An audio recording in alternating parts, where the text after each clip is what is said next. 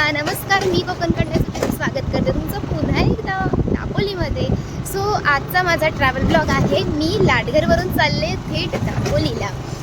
So चला, लाडघरवरून जाताना दापोलीला जायचा रोड कसा आहे, इथे जाताना आपल्याला काय काय मिळतं, या सगळ्या गोष्टी तुम्हाला मी शेअर करणार आहे. सो माझा हा ब्लॉग नक्की बघा. वाव, एकदम भारी, म्हणजे गावचं फिलिंग येतं आहे. थोडे रस्ते इकडे खड्डे आहेत, पण गावच्या मातीचा स्मेल आणि ते गावचं वातावरण अप्रतिम आहे. खड्डे नाही, थोडा रस्ता आहे. थोडे खड्डे आहेत, थोडा रस्ता आहे. असा हा आतला रस्ता आहे लाडघरचा, सगळ्यांना माहितीच असेल. हार्डली 20 मिनटं लागतात लाडघरवरून दापोलीला जायला. तर बघूया आपल्याला जाताना. इकडे तर आपल्याला जाताना फक्त जंगलच दिसेल, कारण का हा आतला रोड आहे.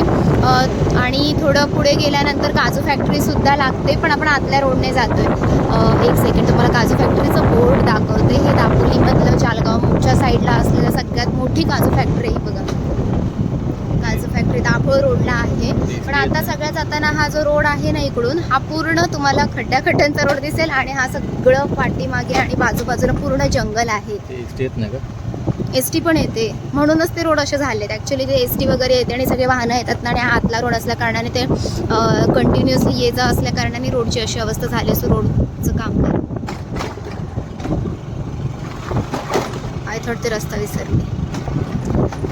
चला, पुढे गेल्यानंतर मी तुमच्याशी संवाद साधेलच. तत्पूर्वी मला या खड्ड्यातून बाहेर पडू दे. आता फायनली मी तो कच्चा रोड बाजूला सारून मस्त की पक्क्या रोडने आले. हा रोड खूप चांगला आहे. इकडे वरती काजू फॅक्टरी पाठीमागे बोर्ड दिसत आहे. सो एकच नंबर वाटतंय. कसं वाटतं तुम्हाला आमची दापोली? कितीतरी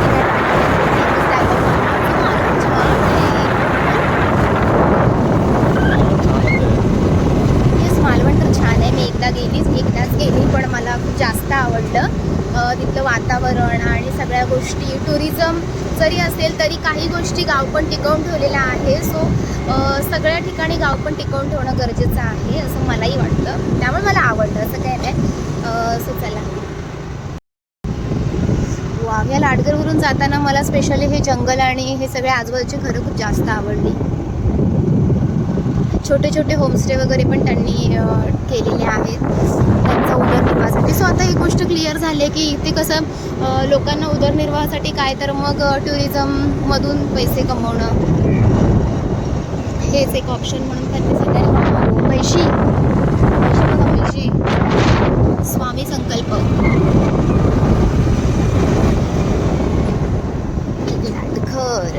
लाडघरला तामस तीर्थ. लाडघरचा समुद्र तुम्हाला माहिती आहे का? विशेष गोष्ट आहे, लाडघरच्या समुद्राचं पाणी तांबडं आहे, म्हणून त्याला तामस तीर्थ म्हणतात.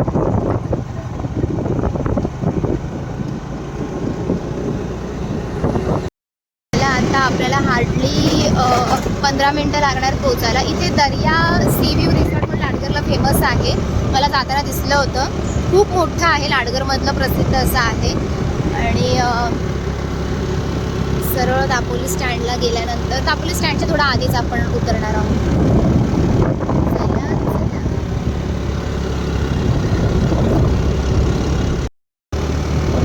स्पेशली कोकणात दापोलीत माझ्या होमटाऊनला आल्यानंतर मला इथल्या छोट्या छोट्या गोष्टी कैद करणं खूप जास्त आवडतं. त्या मेमरीज राहतात, त्यामुळे ब्लॉगच्या मार्फत मी त्या कैद करते. सो हा असाच माझा ट्रॅव्हलसुद्धा एक मेमोरेबल आहे, कारण असं मस्त सकाळ, थंडीचं वातावरण, डिसेंबर महिना आणि हा असा प्रवास एक नंबरच आहे. कोकणच छान आहे, दापोलीसुद्धा छान आहे आमची. सो असा हा माझा ट्रॅव्हल ब्लॉग होता. ज्या ट्रॅव्हल ब्लॉगला तुम्ही सपोर्ट केलात त्यासाठी धन्यवाद. भेटूया पुढच्या ब्लॉगमध्ये, तेही दापोलीच्याच ब्लॉगमध्ये. Bye bye.